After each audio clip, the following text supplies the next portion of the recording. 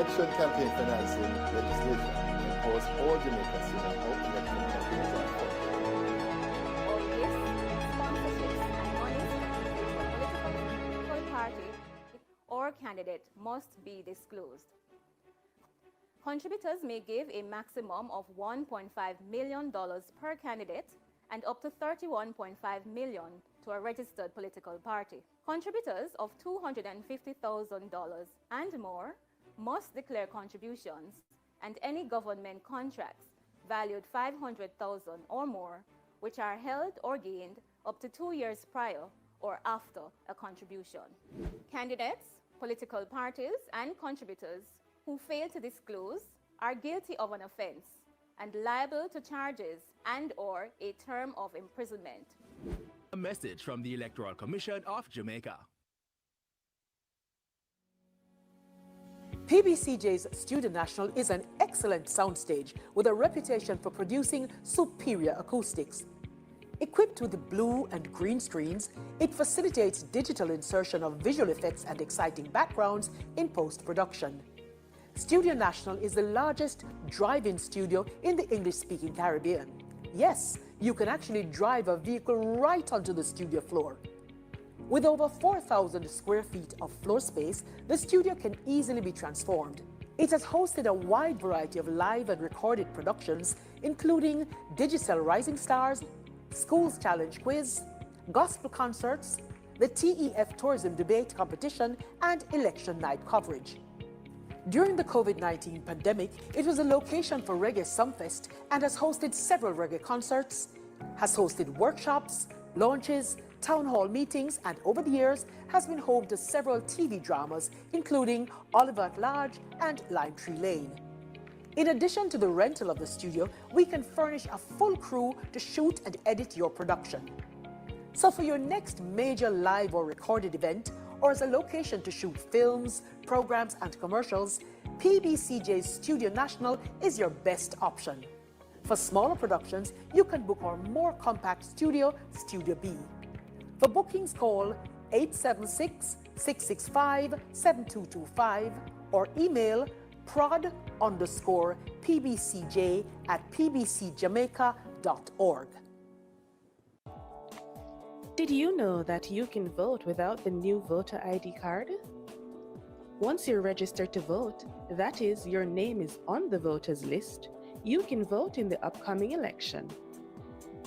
If you don't have your voter ID card, visit your polling station on election day and our trained election day workers will assist you. That was a message from the Electoral Office of Jamaica. The law protects the secrecy of your ballot. On election day, you must make your ballot at a voting booth. Follow instructions and fold your ballot so that your mark isn't exposed. Be careful. If you expose your mark, your ballot will be declared spoiled. No one should ask you to expose your mark. This is a criminal offense. Your ballot can't be traced back to you once the counterfoil has been removed. Don't break the law, and don't let anyone influence you to do so.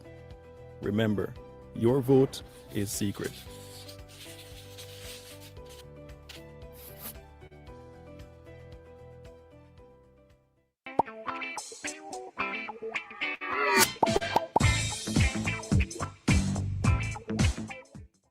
Hey Jamaica, are you ready to make a change? It's time to get involved and vote in the general elections. Your vote is your power. Welcome to the General Elections Debates, brought to you by the Jamaica Debates Commission in association with Scotiabank, For Every Future, Kendall, The Taste of Quality, Flow, NCB, ARC Manufacturing, Water, JN Group, Lasca Foundation, Pan Jamaica Group, Miss Birdie, H&L Homes, and VM Group. Tonight, we focus on social issues. Our moderator, Janella Pursues.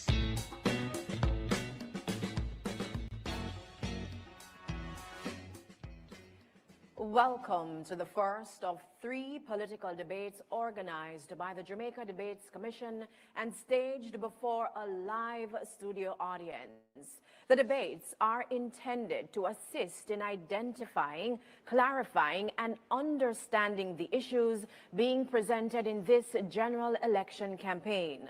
This evening's debate focuses on social issues and is a team debate. Members of the panel of questioners are Natalie Campbell, IRI FM, Romardo Lyons, TVJ, and taking and presenting questions from the public is our social media editor, Amoy Harriet, CVM TV.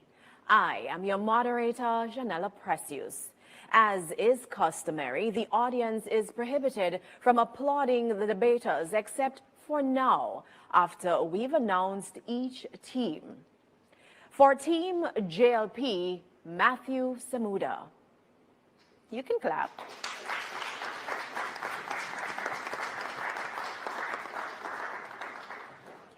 For Team PNP, Raymond Price.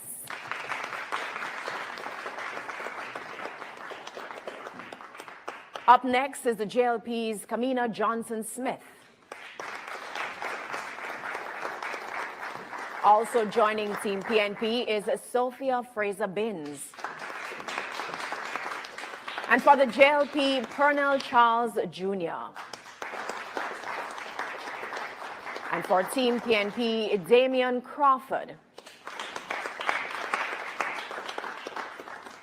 The guidelines for tonight's debates have been previously agreed and are posted on the Debate Commission's website at www.jamaicadebatescommission.com. The guidelines include questions being no longer than 30 seconds and each team being allowed 90 seconds to respond to each question, and rebuttals are limited to 45 seconds. The questions posed in tonight's debate will come from 2 sources. The first, you, the public. You can send us your questions via direct message on Instagram, Facebook, and TikTok to Jamaica Debates. These will be checked, selected, and asked by our social media editor. The second source of questions is from our panel of journalists. Unfortunately, due to circumstances beyond our control, there will be no interpretation for the deaf and hearing impaired. Now, based on a previous coin toss, the first question tonight comes from Natalie Campbell, and it will be directed to Team PNP. Good evening. The People's National Party has been highly critical of several Jamaica Labour Party programs, including the rural school bus system. You say you have better options. Which programs have you earmarked for immediate discontinuation, and what timeline are you proposing of replacement programs to ensure continuity of service to Jamaicans? Good afternoon, good evening, and thank you for that question. Productivity means that there is a balance between effectiveness and efficiency.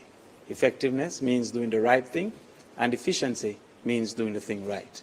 Indeed, the separation of students from adults and the organized contribution of carrying them to school is a wonderful concept. However, how the JLP intended to execute, I believe, is highly inefficient.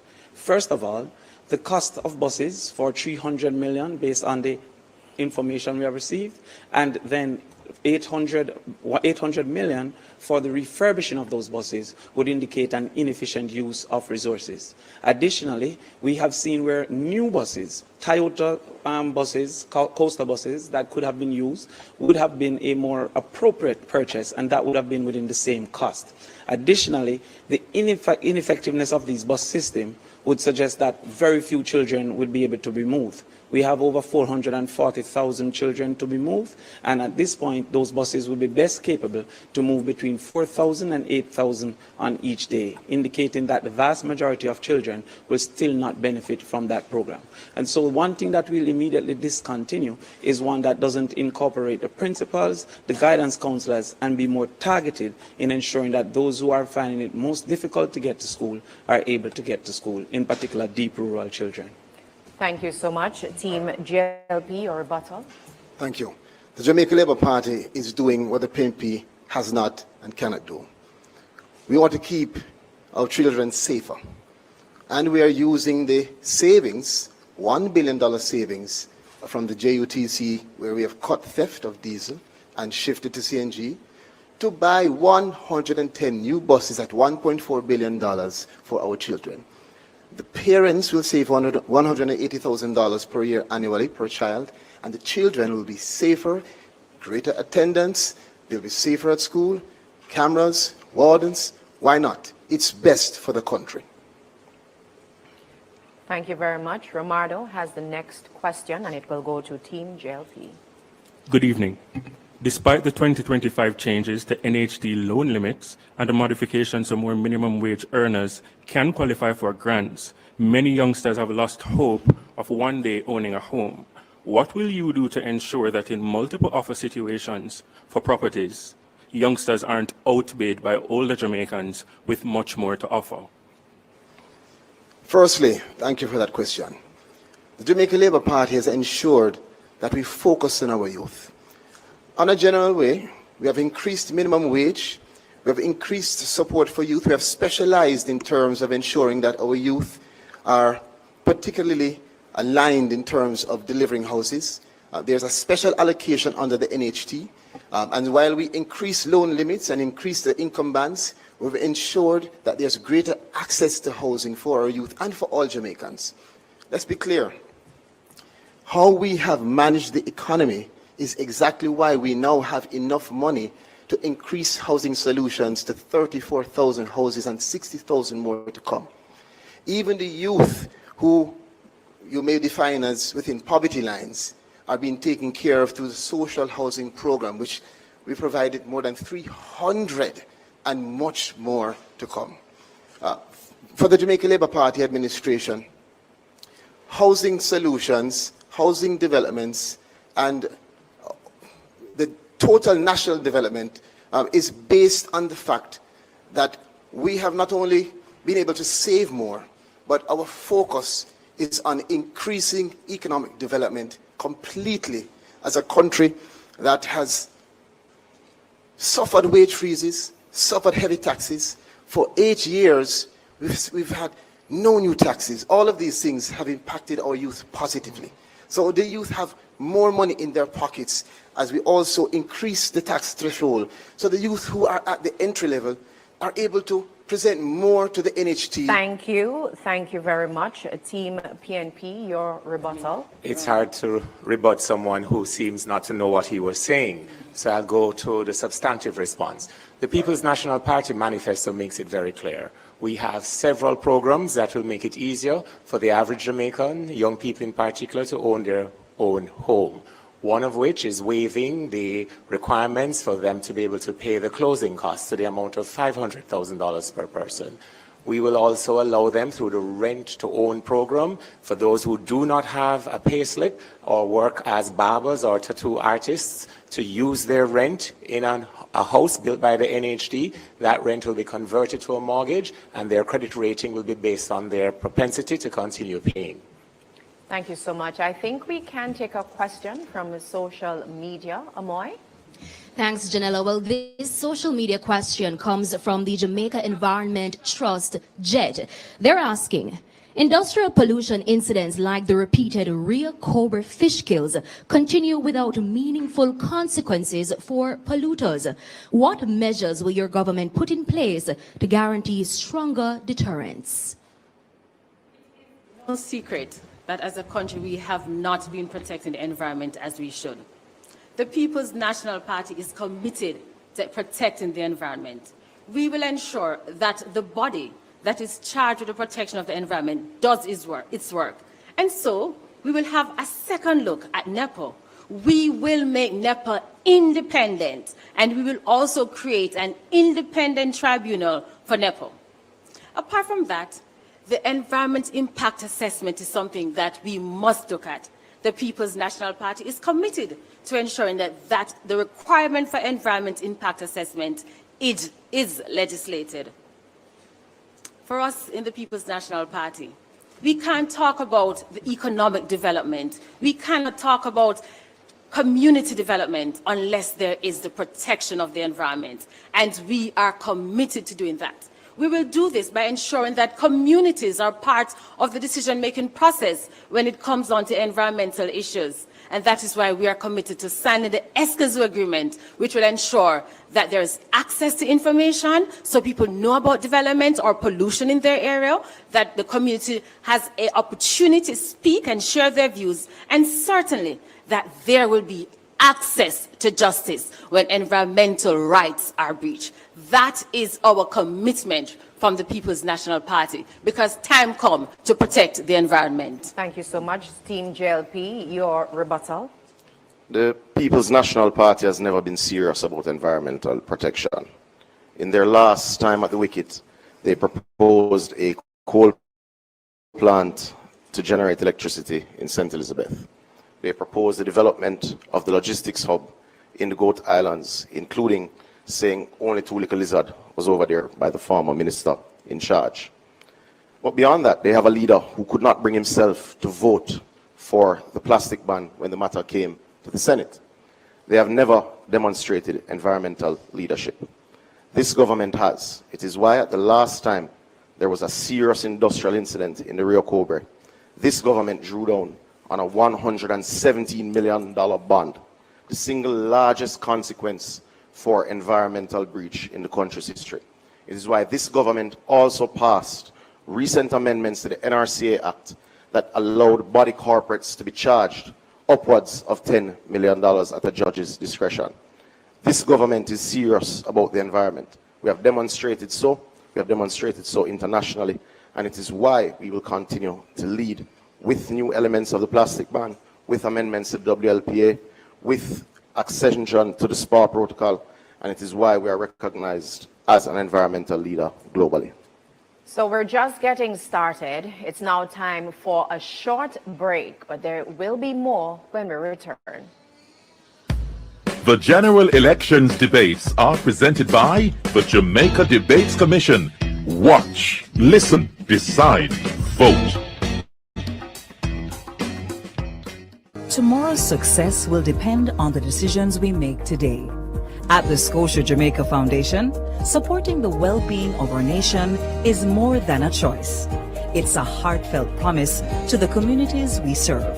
By empowering individuals and organizations, we are revitalizing communities and creating a more sustainable world for every future.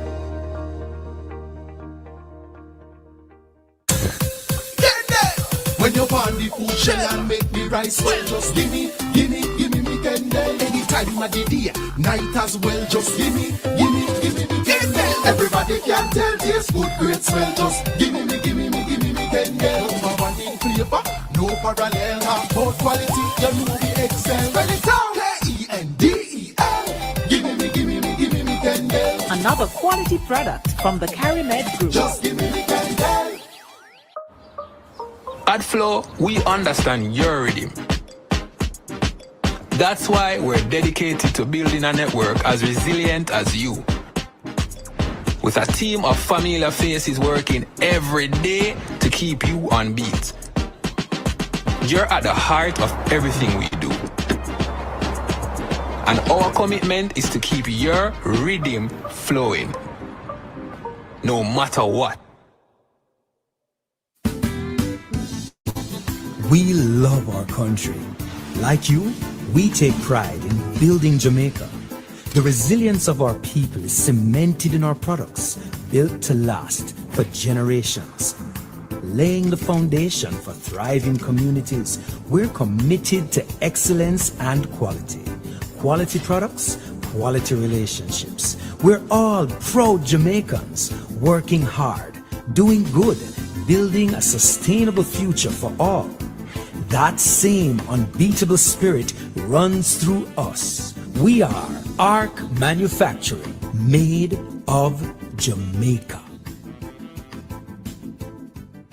This is your reminder on how to mark your ballot. Easy and confidential. When you receive your ballot, take a moment to read it carefully. Mark your ballot clearly with an X beside the symbol of the candidate of your choice.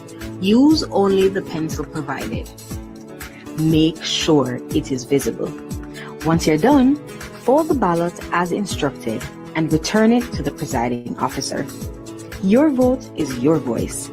Make your mark, make it count. If you want $10,000 to spend this summer, what would you spend it on? Something nice? Something unforgettable? So theme park or all inclusive? Ask the experts. If I win, you're not gonna see me in the same outfit twice. Mommy, I got it covered.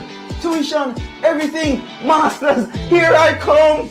Invest in your future and celebrate while you're at it. Promotion ends September 14th. Conditions apply. Team, we need to pass the ball quicker, much quicker. And you need to make sure. too. I'm the coach. And I'm the assistant coach. No. Your job is to bring the water and keep us hydrated. Matter of fact, where's the water?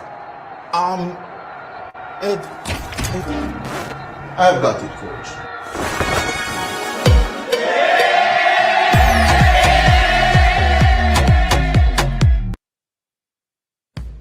The general elections debates are presented by the Jamaica Debates Commission in association with Scotiabank for Every Future, Kendall, The Taste of Quality, Flow, NCB, ARC Manufacturing, Water, JN Group, Lasco Foundation, Pan Jamaica Group, Miss Birdie, H&L Homes, and VM Group.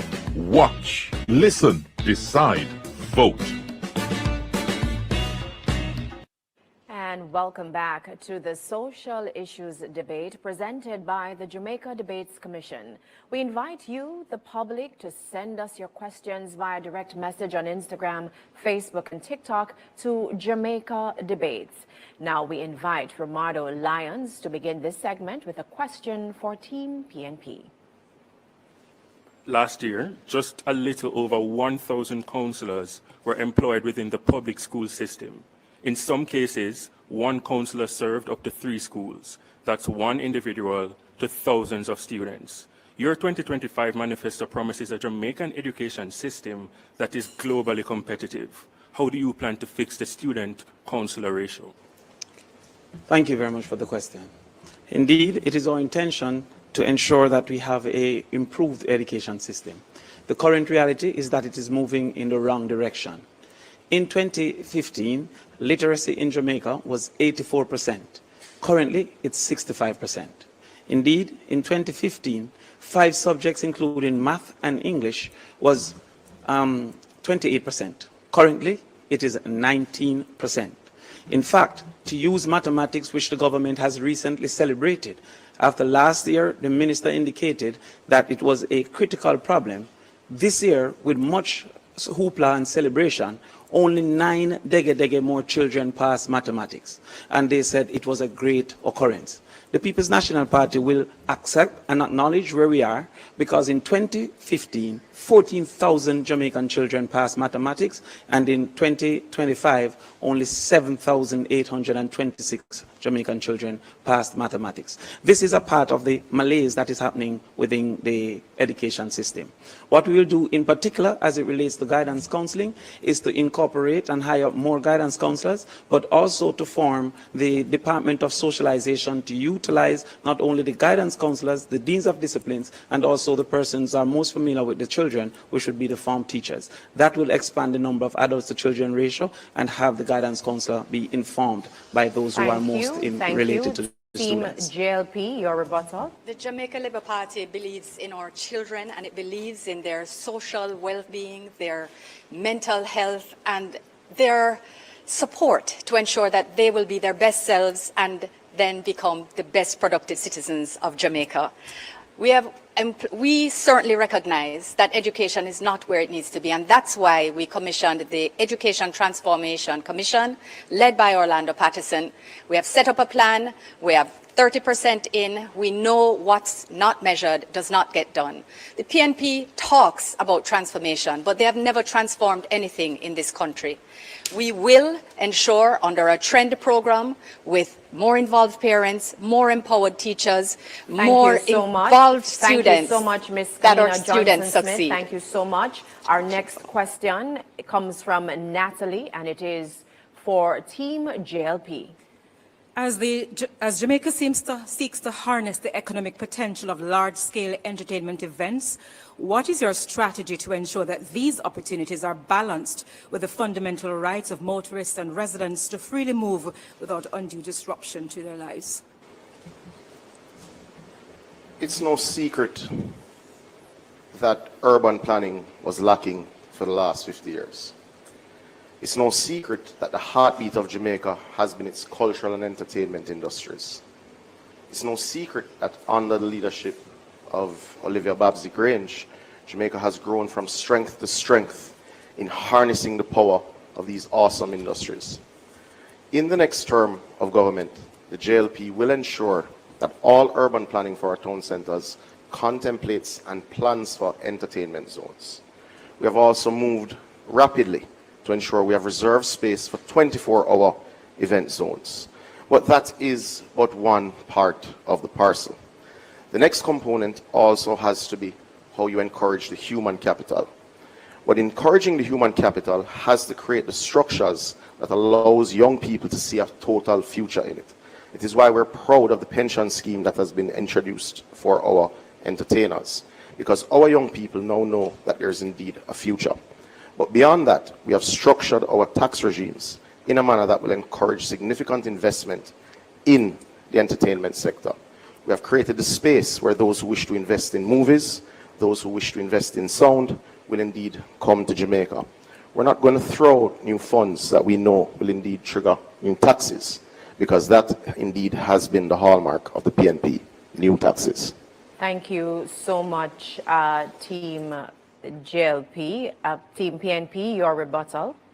Yes, it is no doubt that the orange economy is called orange for a reason. The People's National Party has been central to the development of entertainment in this country.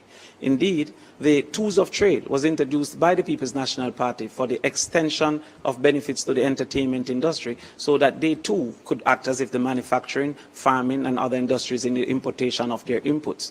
In addition, it seems that the taxes are not the only things that are being stolen by the Jamaica Labour Party, because the idea for the entertainment zone originated with the People's National Party.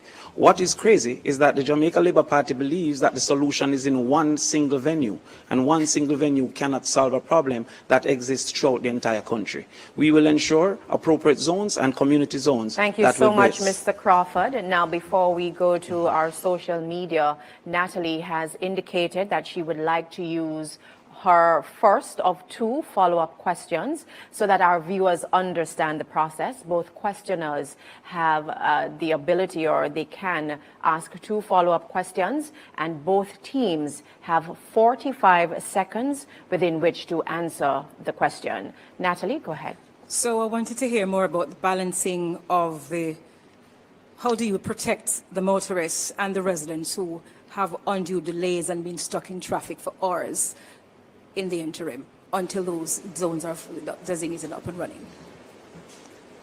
Well, obviously the zones are indeed the long-term strategy, but in the interim we'll bring all stakeholders together, being the Jamaica Constabulary Force, the municipalities and the promoters themselves, to ensure that there's adequate parking. We would have instituted many park and ride events for national events, which would have seen significant reductions in traffic. But just to note, the idea for the entertainment zone did not originate with the PNP. It actually originated with Edward Philip George Siaga. And it is this party that has had the strongest relationship with the cultural industries and has put its money by way of investment into these industries. But to be clear, the infrastructure that is required is being invested in by this administration in multiple venues. Thank you so much, Mr. Samuda. Thank you so much. Team PNP, your 45-second rebuttal.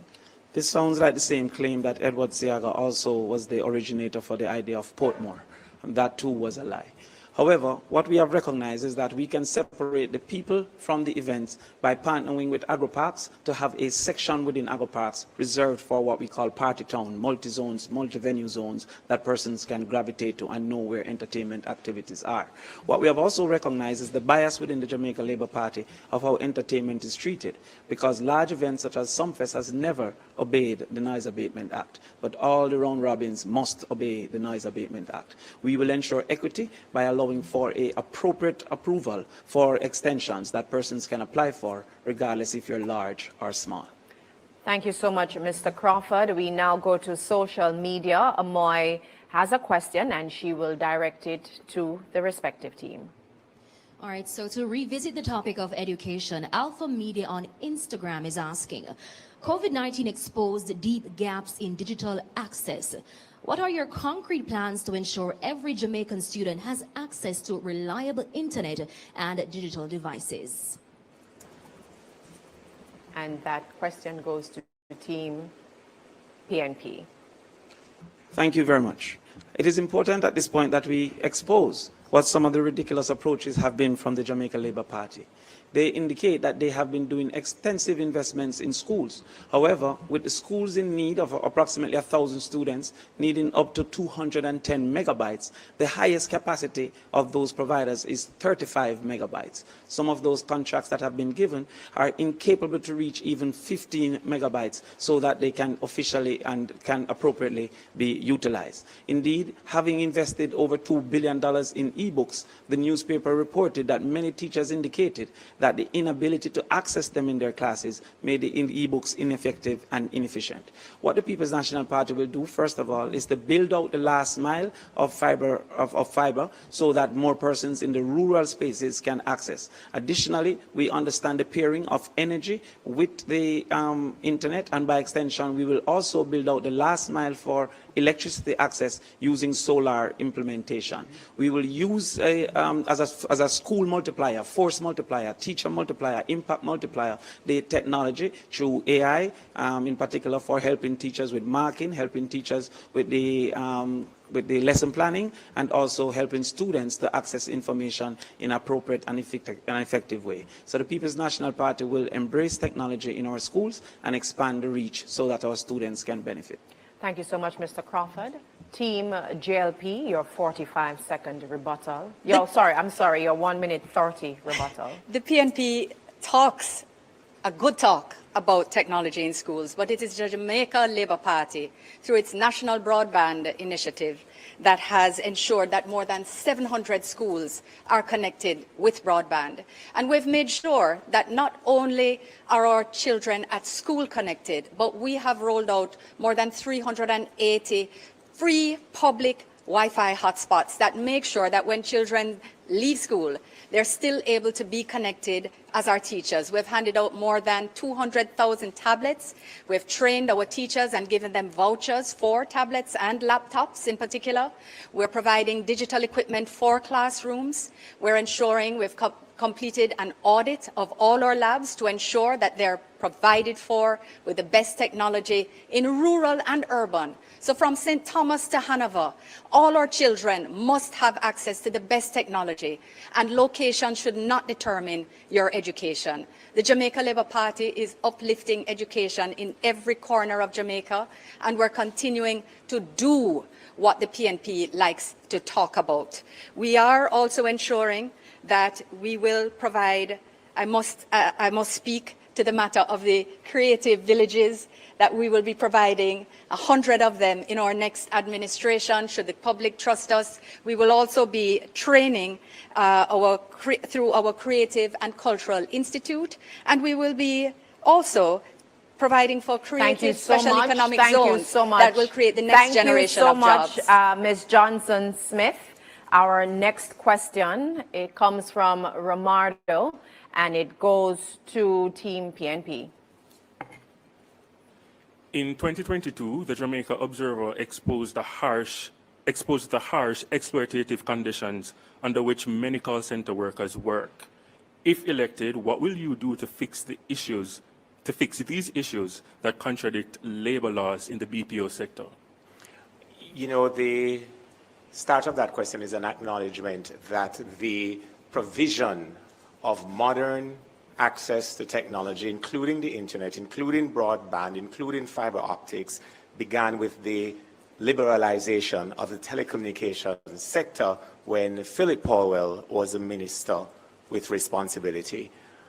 My opponents opposite seem to be having an issue putting the correct time frame to the responses. In other words, a seeming disconnect with reality. With respect to the BPO sector, one of the most recent industries facilitated by the technological advancement, there are serious concerns with respect to conditions of work, pay, time off, even sick leave, things that the Jamaican workplace has considered for many years to be a right. These BPO operators, the contractors, are not necessarily from the Jamaican space. So more integration has to be done so that they understand what our labor laws are and what the members of the Jamaican workforce have come to expect, including things such as maternity leave with pay and equal work for women. In the PNP administration led by Mark Golding, we will begin that education process, that integration process, and allow our partners in the BPO to understand the nuances. Thank you so much, Mr. Price. Thank you so much, Mr. Price. Team JLP, your 45-second rebuttal. Thank you. The BPO sector, like the tourism sector, is offering a significant opportunity for many of our entry-level youngsters to have good jobs, jobs that will allow them to be able to get not just revenue, but work experience. And it's important to know that the government not only sees the expansion in the BPO sector, but through the inspectorate at the Ministry of Labour, we ensure to speak to employers and employees and to monitor, to make sure that where there are any abuses, we take the necessary steps immediately, whether it is to carry them to court or whether it is to bring to constructive social dialogue. Thank you very much, Mr. Charles Jr. We're moving on. Natalie has the next question, and it is to Team JLP. Jamaicans seeking care at public hospitals continue to face long lines, shortage of medical staff, overcrowding with the difficulty getting a bed if admitted, and long waits for clinic appointments. What is it going to require to improve patient care at public hospitals and other healthcare facilities? Let me say this. The government takes it very seriously in terms of improving the health infrastructure. We have upgraded 138 of our health centers. We have rebuilt and restructured key hospitals and are starting to construct the regional children and adolescent hospital. And most importantly, in addition to the health infrastructure development, we are and have created 3,000 positions for medical professionals with 1,000 community aids and 600 scholarships, which means not only better infrastructure for health, but better staffing of professionals who will be able to provide better service to the patients in Jamaica. We take this very seriously, and that is why under this government, we have seen where not only the 138 health centers and the key hospitals, but the expansion of NHF, the expansion of the hours and services, all of these providing a comprehensive delivery of service for the people of Jamaica. It's important to remember that the Jamaica Labour Party inherited a health sector in absolute crisis, where their own opposition spokesperson said that surgeons had to be wearing garbage bags to operate. Thank you so much, Ms. Kamina Johnson-Smith, PNP, your 45-second rebuttal.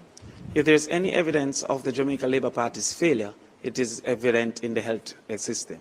Indeed, Cornwall Regional is an excellent example, having moved from $2 billion all the way to $22 billion and still not complete. Mammograms in our public sector is only 2 mammograms in our public sector. And the #1 hospitals in Jamaica, also including our Children's Hospital, does not have an MRI or a CT scan available. Indeed, the number of children that has died neonatals has gone up to 246 over the last 2 years.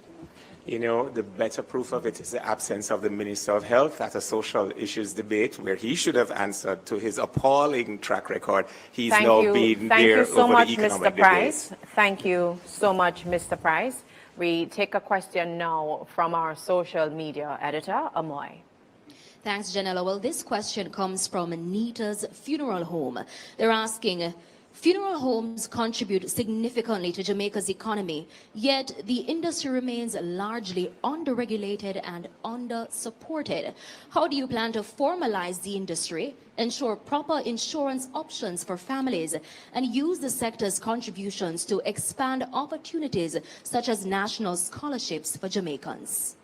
Okay, just to explain to our viewers, both teams have equal times to respond to the social media questions. Team PNP, you go first.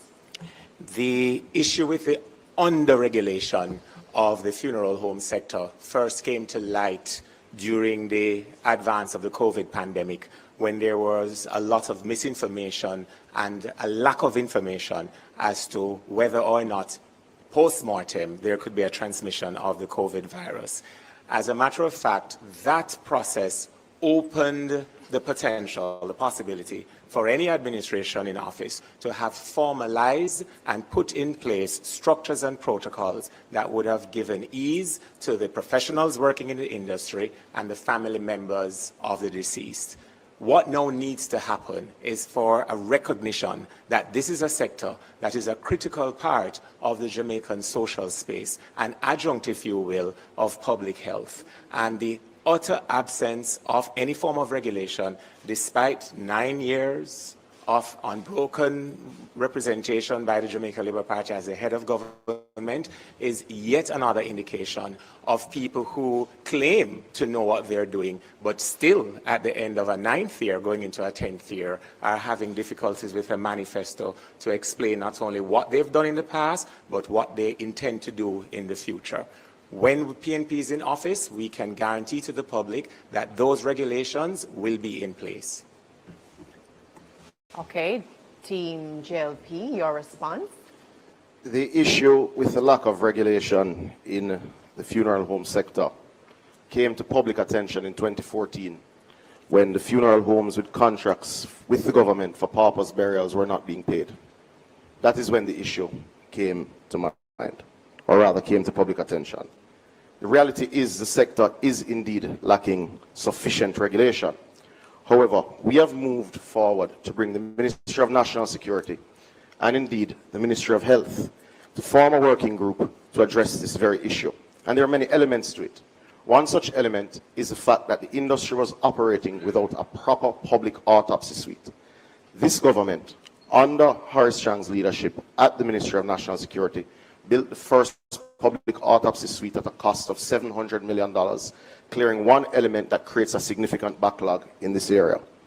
But lest we forget, the PNP has no credibility in the management of the health sector.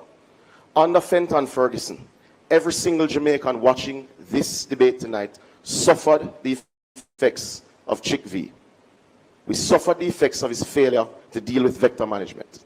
Lest we forget that the then leader of the JMDA, your current spokesperson of the ministry related to health, said it was the worst management he had seen. He said doctors were using garbage bags. So people died because of the PNP's failure, lest we forget. Thank you so much, Mr. Samuda. It's now time for another break, but we will have more when we return. The general elections debates are presented by the Jamaica Debates Commission. Watch, listen, decide, vote.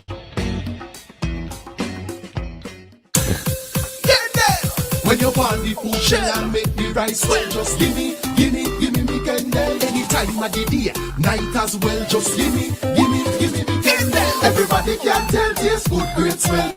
Just give me me candle. Number one in flavor, no parallel. Import quality, you know we excel. Spell it out, K-E-N-D-E-L. Give me candle. Another quality product from the CariMed Group. Just give me candle. Tomorrow's success will depend on the decisions we make today. At the Scotia Jamaica Foundation, supporting the well-being of our nation is more than a choice. It's a heartfelt promise to the communities we serve. By empowering individuals and organizations, we are revitalizing communities and creating a more sustainable world for every future. At Flow, we understand your rhythm. That's why we're dedicated to building a network as resilient as you. With a team of familiar faces working every day to keep you on beat. You're at the heart of everything we do. And our commitment is to keep your rhythm flowing, no matter what. We love our country. Like you, we take pride in building Jamaica. The resilience of our people is cemented in our products, built to last for generations. Laying the foundation for thriving communities, we're committed to excellence and quality. Quality products, quality relationships. We're all proud Jamaicans, working hard, doing good, building a sustainable future for all. That same unbeatable spirit runs through us. We are ARC Manufacturing, made of Jamaica. If you want $10,000 to spend this summer, what would you spend it on? Something nice? Something unforgettable? So theme park or all inclusive? Ask the experts. If I win, you're not gonna see me in the same outfit twice. Mommy, I got it covered. Tuition, everything. Masters, here I come. Invest in your future and celebrate while you're at it. Promotion ends September 14. Conditions apply. Team, we need to pass the ball quicker. Much quicker. And you need to make sure. Need to. I'm the coach. And I'm the assistant coach. No. Your job is to bring the water and keep us hydrated. Matter of fact, where's the water? I've got it, coach.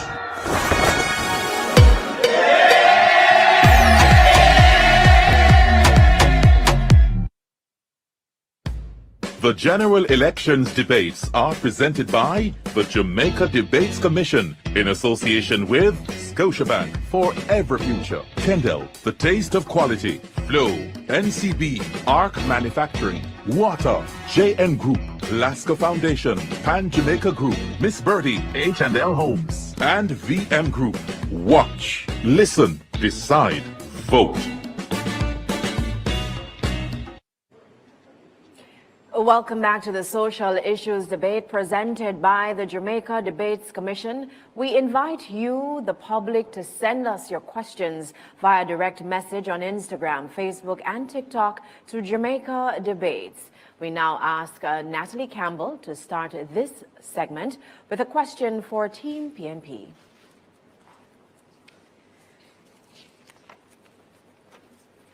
Good evening again. If elected, what are the top 3 policy or reforms your government would prioritize during its first few days or weeks in office? The People's National Party, Damien, will ensure that every decision we make has the people at the center. To start that off, we will, take a look at the health center. The Jamaica Labour Party will have you believe that they're serious about health. Tell that to a mother who've lost her child at the hospital. Tell that to patients who go to the hospital and can't find water in our restrooms. And you're serious about hospitals? You must be joking. The People's National Party will, 1, prioritize our health service. The second thing that we will do is to ensure that education, that there's access to education for all our children. We will do this through the provision, Damien, of 1 meal per day for each child. But we'll also make sure that transportation, which is one of the major issues preventing our children from going to school, is dealt with. And when we're talking about transportation, we're not talking about some 10-hour bus. We're talking about transportation that is effective, reliable, and can transport our children in peace, where parents can feel comfortable. Additionally, Sophia, we will immediately give the First in the Family Scholarship to those persons that are in school currently at the university, as long as they're the first in the family. Also, we will ensure that ownership improves by making sure that squatting communities are reviewed under the POSHA program and open all the home ownership plans to our persons through rent to own. Thank you so much. JLP, your 45-second rebuttal. That convoluted response will require a supplementary estimate being tabled in the House of Representatives for a budgetary contemplation. The PNP does not have a structured set of policies ready for Jamaica, which is why they're not ready for government. The Jamaica Labour Party, in its next term, will continue to pursue peace, productivity, and indeed prosperity. Ultimately, the Jamaican people are happy with our suite of achievements. You see, we have cut poverty. We have cut unemployment. We have grown the economy. We have invested in infrastructure. And that is why the Jamaica Labour Party will indeed be returned to government. Thank you, Mr. Samuda. Romardo has the next question, and it will be directed to Team JLP. Roughly 10,000 students graduate annually from Jamaica's top 4 universities. Majority are young professionals. They were taught to go to school, get subjects, go to university, and then get a job. Many follow those instructions and end up repaying student loans for years, struggling to save money. With another term, what will you do to ensure in your first year that more educated youth can have a taste of prosperity? The Jamaica Labour Party believes in our young people, and this is why we've already reduced interest rates at Student Loan Bureau. We've removed the requirement for guarantors, again taking away the barriers. And in our next term, we'll not only institute the new policy wherein students can have access to a loan which covers not only tuition, but accommodation, books, laptops, and food, living expenses. More importantly, of course, as we touch on the issue of debt, we know that our young people sometimes get thrown a curveball by life. That's why the Jamaica Labour Party is not only going to expand the moratorium, which already exists, but we will institute the student loan debt reset. Under that policy, we will be waiving for all delinquent accounts 100% of penalties, 100% of interest, 100% of insurance charges, and 50% of interest arrears, ensuring a fresh start for those who just have had life take a wrong turn. For those who are in good standing, they'll be rewarded for their responsibility and, of course, encouraged to continue in their good efforts. And they will get a credit to their account of $100,000 per account in good standing.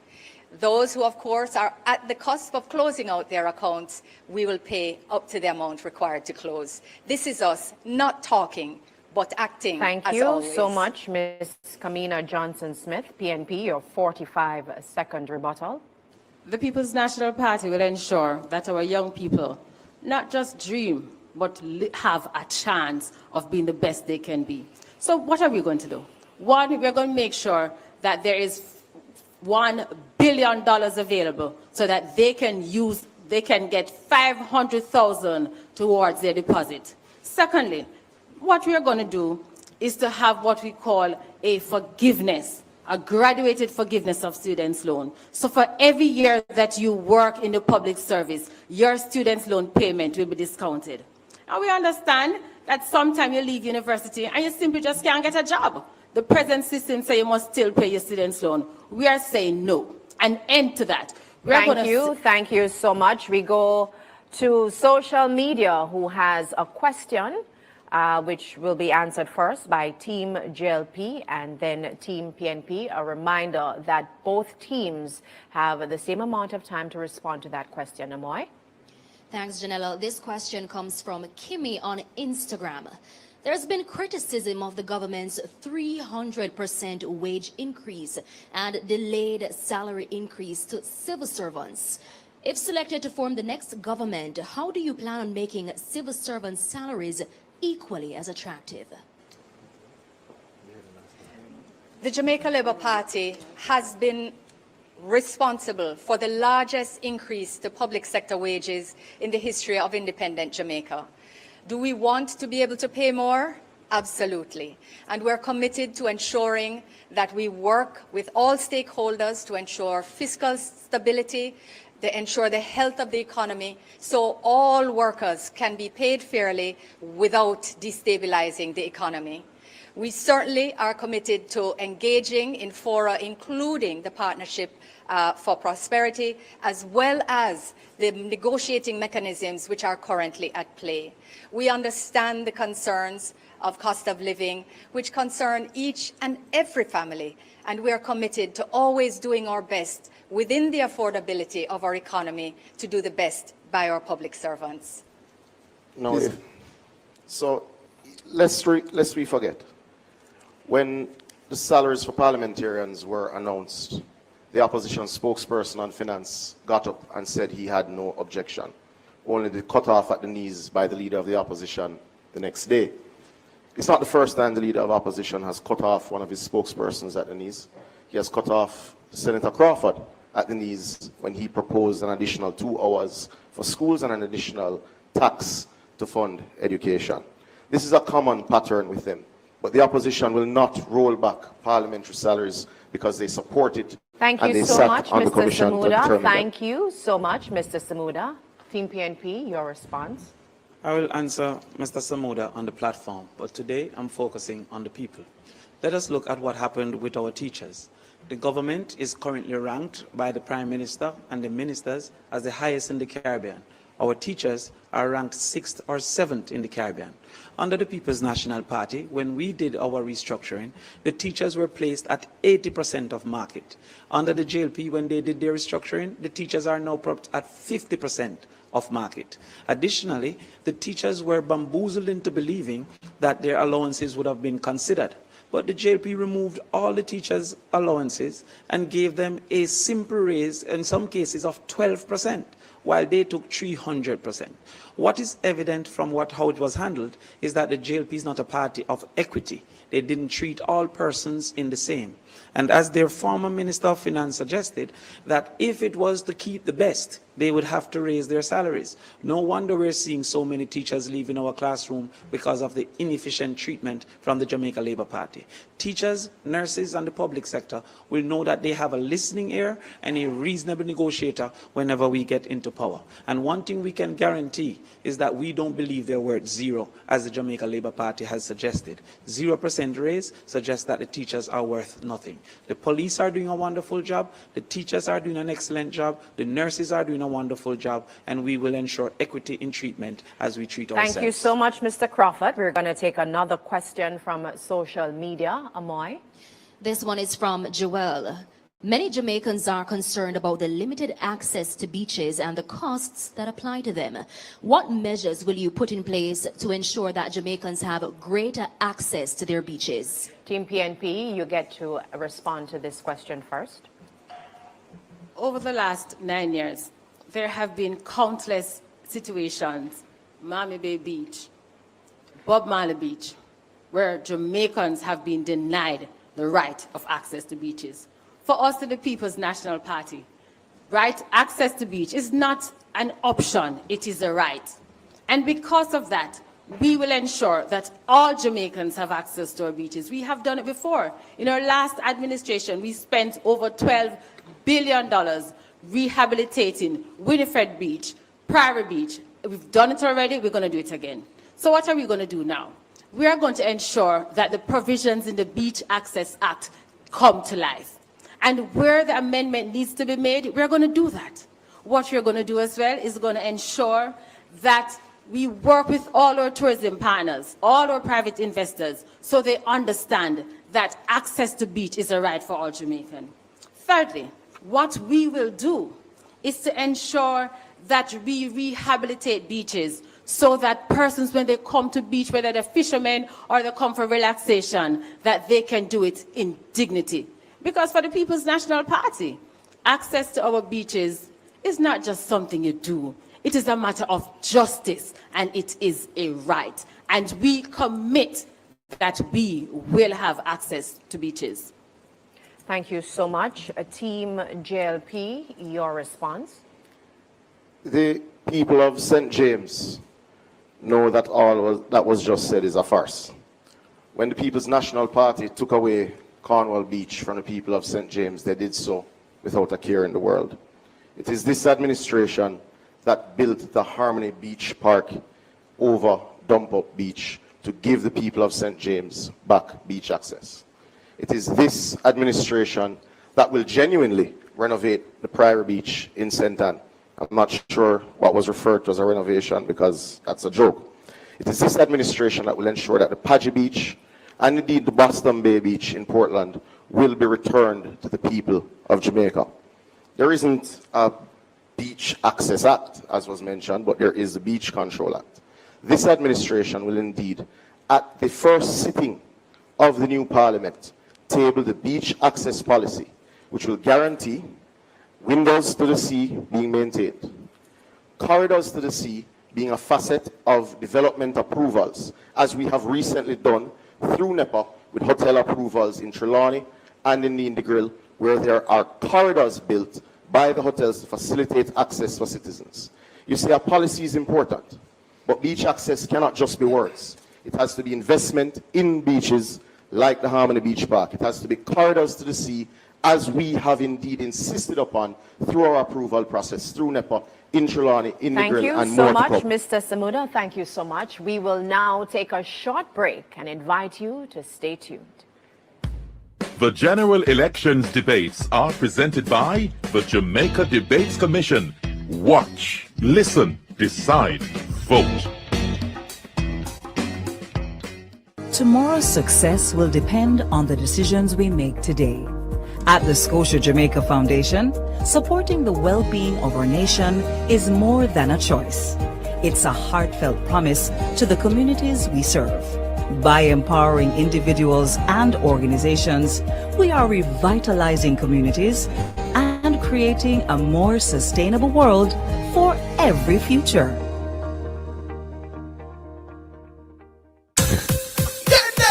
When you're on the food shell and make the rice well, just gimme me candle. Anytime of the day, night as well, just gimme me candle. Everybody can tell taste good, great smell, just gimme me candle. Number one in flavor, no parallel, half about quality, you know we excel. When it's down, K-E-N-D-E-L, gimme me candle. Another quality product from the CariMed Group. Just gimme me candle. At Flow, we understand your rhythm. That's why we're dedicated to building a network as resilient as you. With a team of familiar faces working every day to keep you on beat. You're at the heart of everything we do. And our commitment is to keep your rhythm flowing, no matter what. We love our country. Like you, we take pride in building Jamaica. The resilience of our people is cemented in our products, built to last for generations. Laying the foundation for thriving communities, we're committed to excellence and quality. Quality products, quality relationships. We're all proud Jamaicans, working hard, doing good, building a sustainable future for all. That same unbeatable spirit runs through us. We are ARC Manufacturing, made of Jamaica.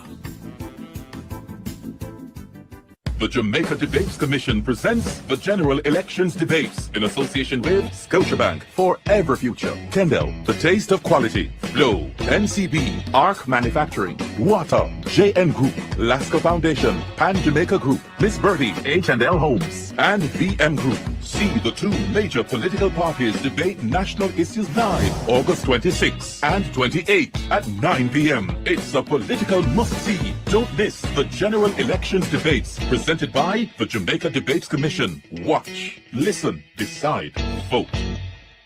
If you want $10,000 to spend this summer, what would you spend it on? Something nice? Something unforgettable? So theme park or all inclusive? Ask the experts. If I win, you're not gonna see me in the same outfit twice. Mommy, I got it covered. Tuition, everything, masters, here I come. Invest in your future and celebrate while you're at it. Promotion ends September 14. Conditions apply. Team, we need to pass the ball quicker. Much quicker. And you need to make sure too. I'm the coach. And I'm the assistant coach. No. Your job is to bring the water and keep us hydrated. Matter of fact, where's the water? Ed, I've got it, coach.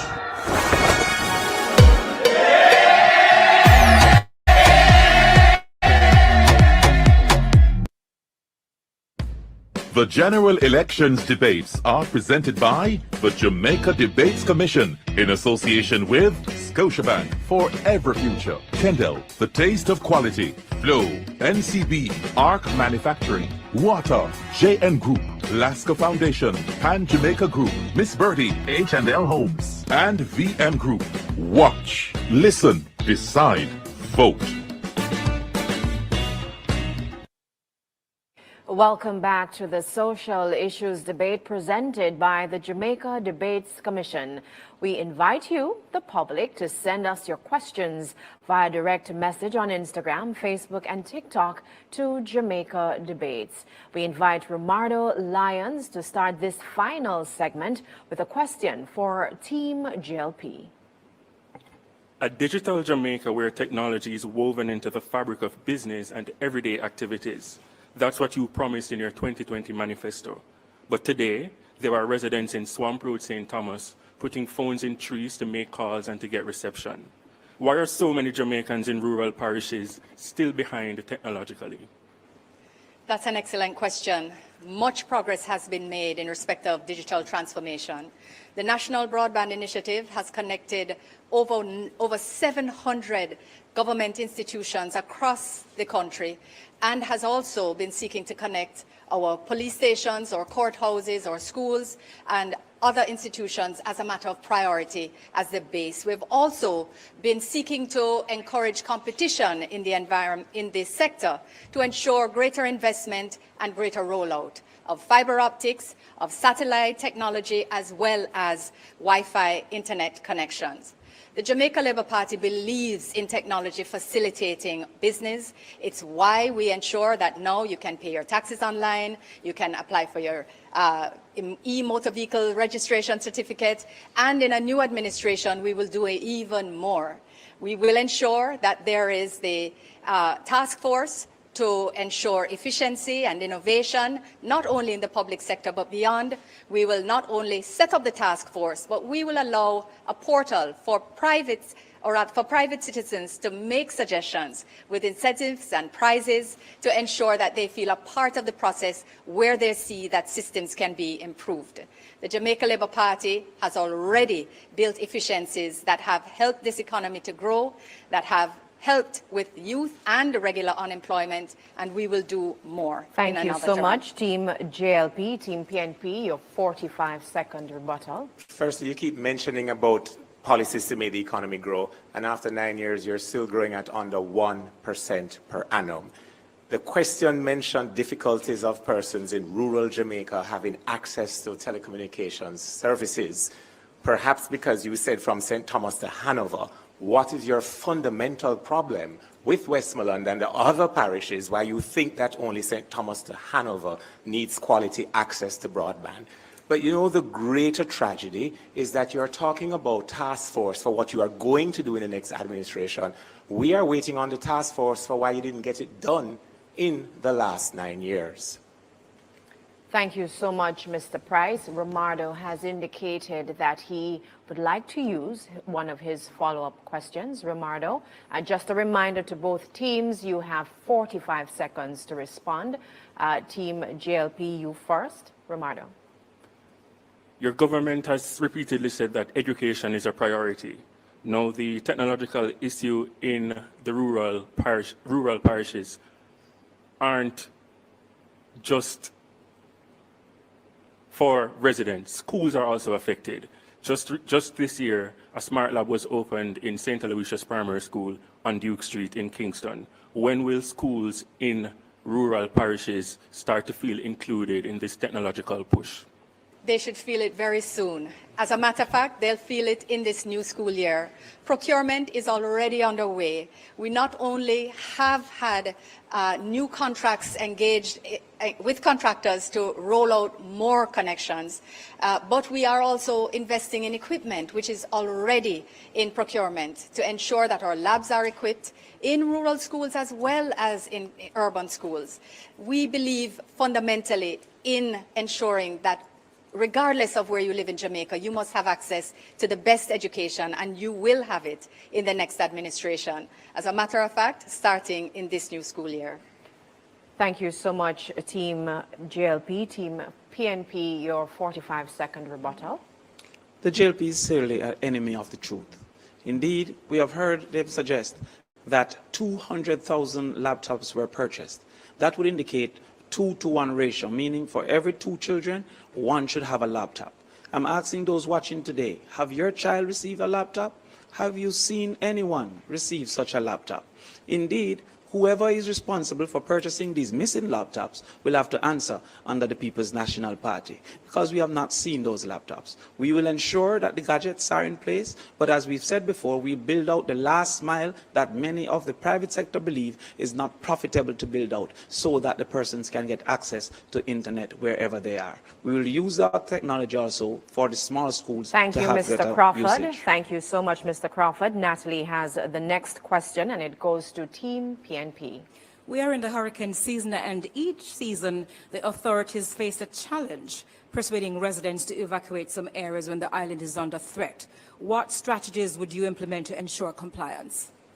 Part of the reason why residents don't want to evacuate is that the poor level of communication and education prior to a storm causes them to be caught unaware. Let's take, for example, this instant year 2025. All across media, we have heard advertisements from the Office of the Prime Minister with sections of budget presentations, and we are midway the Atlantic hurricane season, and not once has ODPEM been given the resources that OPM has for its parallel adjacent political campaign under the guise of public education. The second reason why residents do not want to evacuate is because they are realistically concerned that when they evacuate, the spaces that they are taken to will be substandard.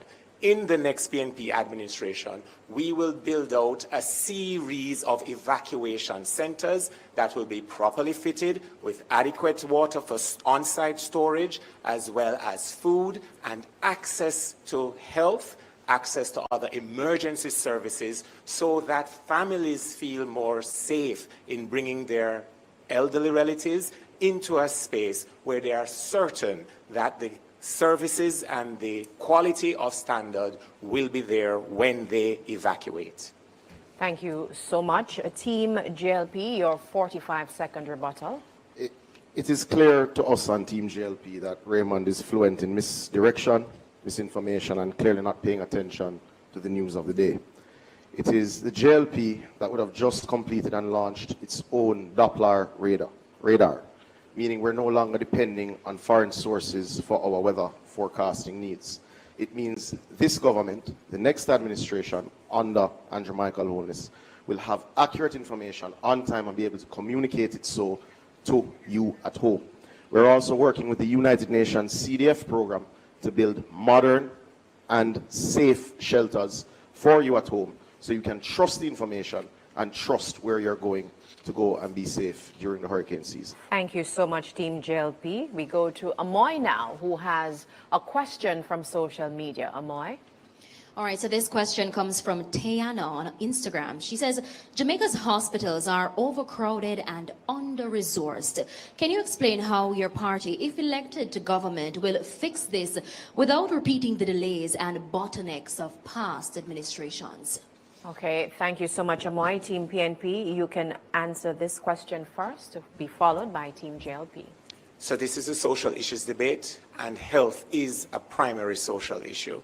If you look across to the opposite, the campaign chairman from that party, who has been the Minister of Health for 9 years, must have suspected that members of the public would want to drill down, shall I say, into why the health sector is so poorly managed, why your relatives at home, when you go to the hospital, can't get a bed, why you have to take the prescription from the nurse beside your relative's bed and go into the private pharmacy sector to purchase basic medication, why you have relatives sitting in wheelchairs or in the driveways and the parking lots in the cars that you took them to the hospital with and still can't get triage, even basic assessment as to the extent of their suffering.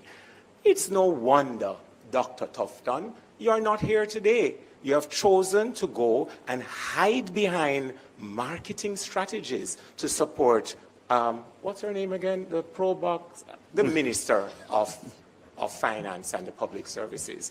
The People's National Party, Matthew, understands health. We are the ones that modernize the hospitals on the budget and in time.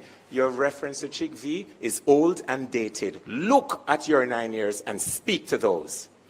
Thank you so much, Team PNP. Team JLP, your response to the question? Thank you, Tiana. It's a really important question because I know that we have not reached every community and we have not reached every hospital yet. But the Jamaica Labour Party is undertaking the most ambitious and in fact will be the most effective reconstruction and construction of hospital infrastructure in Jamaica in decades. The Western Child Hospital is under construction, close to completion. The rebuild of Cornwall is also almost completed. We're making sure that we focus also on primary health care, making sure that more health centers are renovated and brought closer to you so you don't actually have to go to the hospital. We're adding more doctors and nurses in those healthcare centers, more equipment so that better care can be had closer to you. We're adding more healthcare centers with expanded hours to allow working people to go to the health center after working hours. These are things that we're doing in addition to more operating theaters which are already programmed for next year, for next term, including a new KPH. Importantly, we've also increased access to medicines under NHF. And we've increased access for our senior citizens through NI Gold and JDIP. Under the Jamaica Labour Party, we have taken a comprehensive approach to health infrastructure. Thank you so much, Team JLP. We have another social media question. Mike? This one is from Matthew Williams. With key parts of the Data Protection Act still not in force and several major data breaches reported this year, many Jamaicans feel their personal information is not adequately protected. How will your government address this growing privacy crisis and rebuild public trust in the protection of citizens' data? Team JLP, you get to answer this one first. Data protection is critical as we continue to build out more and more digital systems to ensure efficiency and effectiveness in the pursuit of business, growth, and prosperity. And this is why we have been paying attention to ensuring that implementation of the Act is phased and sensitive to the various stakeholders, ensuring that it's effective when each stage is put in place. We have done more to protect your data and will do more.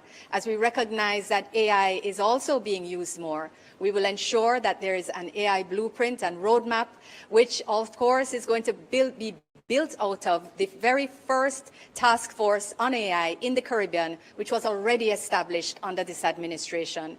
We'll also ensure that there's new legislation to protect every Jamaican's face, voice, and image from the type of misinformation and negative campaigns that are run by parties like the PNP.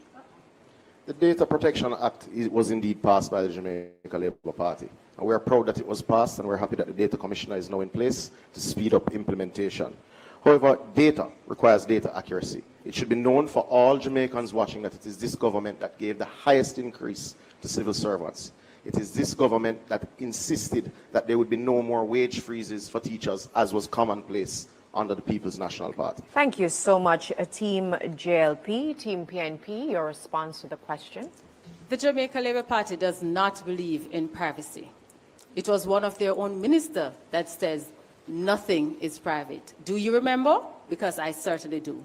But not only that, when one considers the NIDS Act, the National Identification Act, the People's National Party, representing the people of Jamaica, had to take the Jamaica Labour Party to court to protect privacy rights. So the Jamaica Labour Party simply cannot come to you tonight to tell you that they're serious about privacy. Simply not true. The People's National Party, we value your privacy. And it is for that reason why we will train a cadre of data protection experts to work with different sectors so they understand what is in the law, they understand what is to be done, and how they can balance privacy rights. In fact, this will also create a new sector in Jamaica. Damian, don't you agree? I definitely do agree, Sophia.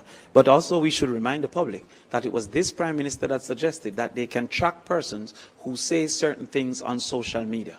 It is also this Prime Minister that has proven himself to be highly vindictive and have seen arrest of individuals who have criticized him in any way at any given time.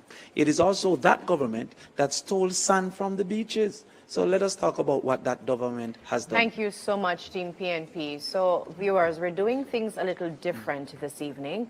We now invite Team PNP to ask a question of Team JLP. In any decent democracy, where a leader has not been certified by the Integrity Commission, where the leader has been a part of Ponzi schemes and benefited from them, where the leader among members of his cabinet or his party are said to be part of an illicit aid for illegal enrichment, those persons could not be on the ballot. Therefore, why should Jamaica be any different from such decent democracies? The PNP, we understand, has no answer to the plans, the programs, and the achievements of the Jamaica Labour Party. They see their only path to Jamaica House by trying to destroy the reputation of the Prime Minister of Jamaica and others. The Jamaica Labour Party has been the party that has done more for the integrity and anti-corruption framework in this country than any other administration. It is under the PNP that every day, every week you woke up to a new scandal, light bulb, Solutria, NSWMA, Manchester Parish Council, Hanover, KSAMC, you name it, Crook and Anchor. It is under the PNP that Jamaica had the lowest scores under the Corruption Perception Index. And it is under the Jamaica Labour Party that Jamaica has had the highest. Why? Because the independent international experts actually look at the facts and not the steady drumbeat of PNP misinformation and weaponization of processes. There is no report that has found any finding of guilt or illegality on the part of the Prime Minister. There is no finding against the Prime Minister, and the PNP needs to stop telling the lie of 28 bank accounts. It is simply not true. Thank you so much, Team JLP. Team PNP, your 45-second rebuttal. It's odd that you say that's not true. Dennis Strong said that not only were it true, that it's inconsequential, that it's normal, he suggested, just as we now figure out. He was rehearsing for the job for which the qualifications were waived so that he could get the job. Most of you look for a job. In that case, the job seemed to have looked for and found him. Now, the other things you say about doing the most for the integrity framework, that includes being the only Prime Minister to have taken the Integrity Commission to court, to quash a clause he once bragged that he included as chairman of cabinet. So the lies are on that side, aren't they? Thank you so much, Team PNP. We now invite Team JLP to ask a question of Team PNP. You know, lies are an affront to God. Yeah. And Reverend Albert would have taught you that. Shut up. However, to be clear, the last time the People's National Party was at the wicket, they leveled $60 billion of new taxes on the backs of the Jamaican people. They have said that they will fix a tax to imported food items, which economists have said will increase the cost of living to the poor of Jamaica. Damian has said that he will fund education needs with an increase in GCT. The PNP have fixed a tax to parties. What should the Jamaican people expect by way of taxation from the next People's National Party administration 10, 20 years from now? Can I go ahead? Team PNP, Okay, thank please you. answer the question. Thank you. Well, the People's National Party had to take on a rebuilding project in the last Portia Simpson Miller administration. Indeed, never before had the IMF stopped sending money to the Jamaica public or to the Jamaican society before, because it was run asunder by a government that included Andrew Holness and also Audley Shaw as the head of the Ministry of Finance. The People's National Party, then having rebuilt the economy, embarked upon a fiscal policy rules that we implemented to ensure that the country was on the right track.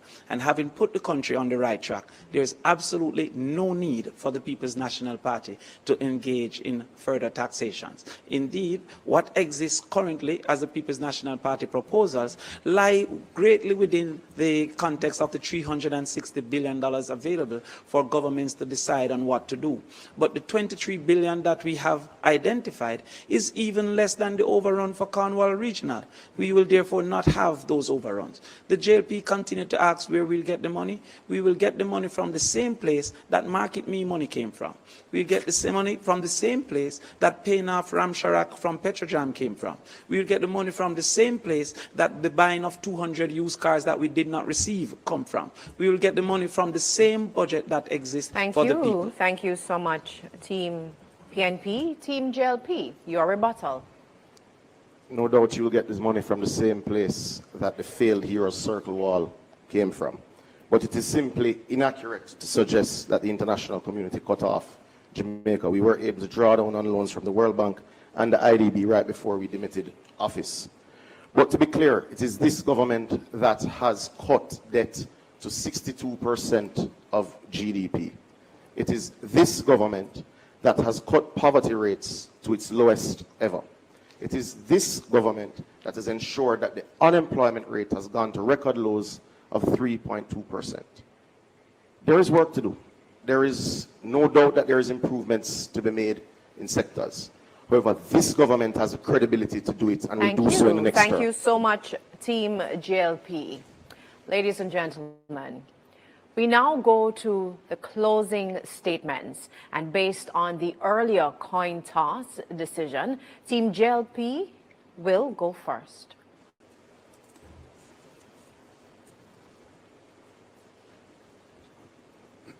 And you can begin your 2 minutes. My fellow Jamaicans, Jamaica is safer and stronger with the JLP. We reduced murders by 43%, created 250,000 jobs, and we delivered the largest increase in the minimum wage in our history. We gave our doctors, nurses, teachers, police, and other public sector officers the largest pay increase, despite COVID, Hurricane Beryl, droughts, and global uncertainty. And remember, for 8 consecutive years, we did this without any burden of new taxes on you, the Jamaican people. Now we know that prices are rising globally. And that is why we're not just focused on increasing wages, but rather creating better conditions for growth. 33 quarters of growth, save and except for COVID. And still giving support to the most vulnerable. This is the JLP way. We care. Now compare. Under the PMP, wage freezes, heavy taxes, no relief of social pension for Miss Ivy, no relief for the vendor, the taxi operator, the housekeeper, just tax after tax after tax. And we heard Damien and Dayton already talking about taxes. So are you really willing to suffer the indignity of more taxes under the PMP? No way. With the Jamaica Labour Party, increased pension, better agriculture, better health infrastructure, enhanced education. This is our commitment. That's why we say to you, reject the reckless PMP promises. Choose performance. Choose Jamaica. Choose the JLP. The Jamaica Labour Party delivers, and we are committed to doing even more for you. On September 3, remember, put your X beside the bell. Thank you so much, Team JLP. Team PNP, please go ahead with your closing statements. One thing you could not have said is spell Jamaica, because we already know you can't. Jamaica has evolved to be one of the world's most recognized brands globally. Yet too many members of the Jamaican family live in standards and conditions that are, simply put, deplorable. On September 3, 2025, we all have an opportunity to put in office a government led by Mark Golding that places the people of the country and every member of the Jamaican family at the center of our policies and programs. In that Jamaica, imagine that you have become unwell and you go to the hospital and there are beds, there are CAT scans, there are MRIs, there is medication and tools to save your lives available right there in the hospital. In that Jamaica, our nurses, teachers, firefighters, and police officers have not just better tools to do their jobs professionally, but also better conditions of work and better salaries with overtime benefits not taxed. In that Jamaica, whether you're up on the corner as a youth, or you're working in a salon as a nail technician or a barber, or a deal with the eyelashes or tattoos, your Jamaica becomes not just the land of your birth, but the land in which your dreams can be achieved within your lifetimes. In the Jamaica led by Mark Golding, more affordable houses will be provided so that mothers and fathers can better care for and protect the members of their own family. On September 3, it's not just about a regular election. It is about creating a Jamaica that you at home can love and be a part of the national success that will be gained. Vote PNP on September 3. Thank you, thank you, thank you very much to both our teams. Now, in the good spirit of the debates, we now invite both teams to shake hands.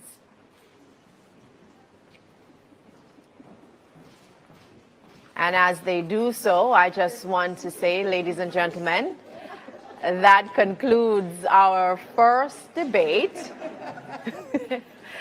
between Pernell Charles Jr. of the JLP, Kamina Johnson-Smith, and Matthew Samuda for Team JLP, and Damian Crawford, Sophia Fraser-Binns, and Raymond Price for the People's National Party. Join us again Tuesday, August 26th at 9 p.m. for the debate focusing on the economy, which for the first time will be a team debate between Team JLP and Team PNP.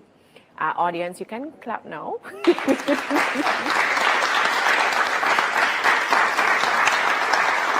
Thanks for joining us, ladies and gentlemen, and thanks to our production and funding partners, and most of all, our viewers and listeners all across Jamaica and the diaspora. I'm Janella Precious. Good night.